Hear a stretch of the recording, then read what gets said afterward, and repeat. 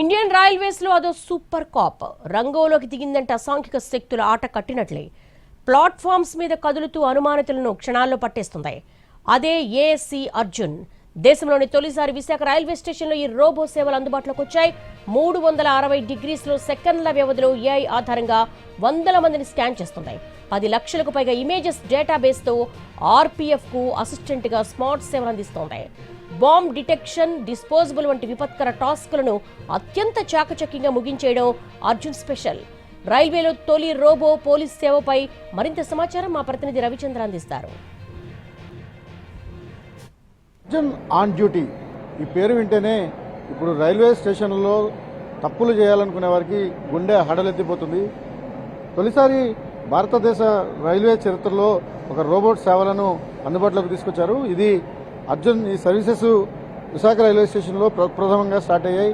ప్రస్తుతం మన దగ్గర డెవలపర్ ఉన్నారు. అసలు ఈ రోబో అర్జున్ ఏ విధంగా పనిచేస్తాడు, ఆర్పీఎఫ్కు ఎంత బలాన్ని ఇస్తాడు అనేది తెలుసుకునే ప్రయత్నం చేద్దాం. సార్, ఈ రోబో ఏ విధంగా వర్క్ చేస్తుంది, ఇది సెక్యూరిటీ ఫీచర్స్ ఏమి ఉండబోతుంది? ఈ రోబోట్లో ఉన్న మేజర్ అడ్వాంటేజ్ ఏంటంటే, సో మీరు చూస్తూ ఉంటే దాని ఒక మూవ్మెంట్ కానీ it will start controlling with the help of human intervention అండి. So next most important consideration ఏంటంటే, ఈ రోబోట్లో ఉన్న అడ్వాన్స్డ్ సెక్యూరిటీ ఫీచర్ ఏంటంటే ఫేషియల్ రికగ్నిషన్. సో దీనికి ఒక డ్యూయల్ కెమెరా వ్యూ ఉందన్నమాట. ఇదొక ఫ్రంట్ కెమెరా, ఇదొక బ్యాక్ కెమెరా. సో ఈ రెండు కెమెరాస్ ద్వారా ఆటోమేటిక్గా నిఘాని ఓపెన్ చేసి ఫేసెస్ని డిటెక్ట్ చేయడం మొదలు పెడుతుంది అనమాట. ఎప్పుడైతే ఆ ఫేసెస్ని డిటెక్ట్ చేస్తుందో ఇంట్రూడరా కాదనేది ఐడెంటిఫై చేసి చెప్పడం అనేది దీంట్లో ఉన్న ఒక ప్రధాన లక్షణం. సో నెక్స్ట్ ఏంటంటే, this is totally initiative with the help of the central government of RPF department. మొత్తం ఎన్ని కెమెరాస్ దీంట్లో ఫిట్ చేశారు, ఏ డైరెక్షన్స్ లో ఇది మనల్ని చూడగలుగుతుంది?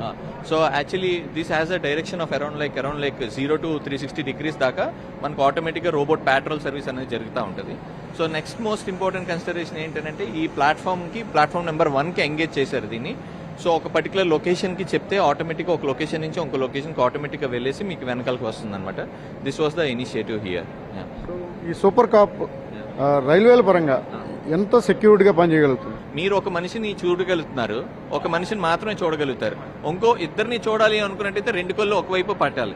అదే ఈ రోబోట్ అయితే దగ్గర ఒకేసారి 10 మందిని ముందున ఉన్న ఫీల్డ్ లో 10 మంది నుంచి 50 మంది దాకా చూడగలుగుతుంది అనమాట. అలానే వెనకాల కూడా ఒకేసారి 50 మందిని చూడగలుగుతుంది. ఇప్పుడు చెప్పొచ్చు మీరు దీని తాలూకు అడ్వాంటేజ్ ఏంటి అని. At a time okay second లో 100 మందిని చూడగలిగే క్యాపబిలిటీ ఉన్న రోబోట్ ఇది. మీరు ఏ టూల్ ను ఈ రోబోలో ఏ విధంగా ఉపయోగించుకోవచ్చు? Sir, AI tool is one of the primary goal అని చెప్పుకోవచ్చు దీంట్లో. బట్ ఏంటంటే, మొత్తం ఏఐ టూల్ మీద మనం డిపెండ్ అవ్వలేదు. మన ఓన్ కస్టమైజ్డ్ మోడల్స్ రెడీ చేసుకొని దీంట్లో రోబోట్ మీద డిప్లాయ్ చేసుకున్నాం అనమాట. ఎందుకంటే కొన్ని ఆఫ్లైన్ మోడల్స్ ఉంటాయి, ఆన్లైన్ మోడల్స్ ఉంటాయి. So this is totally an offline model అనమాట. ఇంటర్నెట్ కనెక్టివిటీ తోటి స్ట్రీమ్ చేయాలి అంటే it will take lot of time for us. So this was the better advantage we can say it off. అంటే ఎవరైనా ఒక అసాంఘిక శక్తి కావచ్చు, లేకపోతే ఒక దొంగ కానీ ఎవరినైనా ఏ విధంగా ఇది నిర్ధారించుకుంటుంది అసలు? యాక్చువల్లీ దీంట్లో ఏంటంటే, ఆర్పీఎఫ్ డిపార్ట్మెంట్ లో ఆల్రెడీ ఒక క్రిమినల్ డేటాబేస్ అనేది ఉందని. ఆ క్రిమినల్ డేటాబేస్ ని తీసుకొని వచ్చి రోబోట్లో ఇంటిగ్రేట్ చేయడం వల్ల ఏమవుతుందంటే, ఆ డేటాబేస్ ఇంటిగ్రేషన్ తో పాటు సో ఈ ఇంట్రూడర్ ఫైండింగ్ అనేది దీంట్లో జరుగుతూ ఉంటుంది అనమాట. ఉందా, ఫేస్ మ్యాచ్ అయిందా లేదా అనేది ఐడెంటిఫై చేయడం మొదలు పెడతారు. అది ఎట్లా ఫంక్షన్ అవుతుందో ఒకసారి చూపించగలుగుతారా? సో మీరు ఇప్పుడు చూస్తున్నారు, ఇప్పుడు వెనకాల నుంచి వస్తున్న మనుషుల్ని, ముందు నుంచి వస్తున్న మనుషుల్ని అందరినీ కూడా ఏమీ కాకుండా డిటెక్షన్ చేయడం మొదలు పెడుతుంది. అంటే ఆయన డిటెక్ట్ చేసిందంటే ఆయన ఇమేజ్ రోబోట్ లోపలికి వెళ్ళిపోయింది ఆటోమేటిక్గా.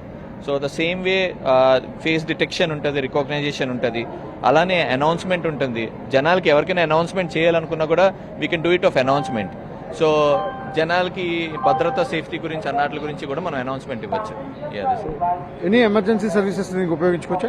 దీన్ని ఎమర్జెన్సీ సర్వీస్ లో ఇప్పుడు ఎగ్జాంపుల్ ఎవరైనా బ్యాగ్ వదిలేశారు అనుకోండి, ఆ వదిలేసిన టైంలో మనిషి వెళ్ళి బాంబ్ దాంట్లో కానీ నిజంగా బాంబ్ కానీ ఉంటే అలాంటి టైంలో మనల్ని దాన్ని ఏమంటారంటే ఆటోమేటిక్గా దాన్ని తీయాలి అంటే మళ్ళీ మనిషే వెళ్ళాలి. అలా కాకుండా ఈ రోబోట్ని పంపించి సాయంతో మనం ఒక ట్రాలీని అలా పక్కకి తీసుకొని వస్తే సేఫ్ జోన్కి పంపించగలిగే ఆ శక్తి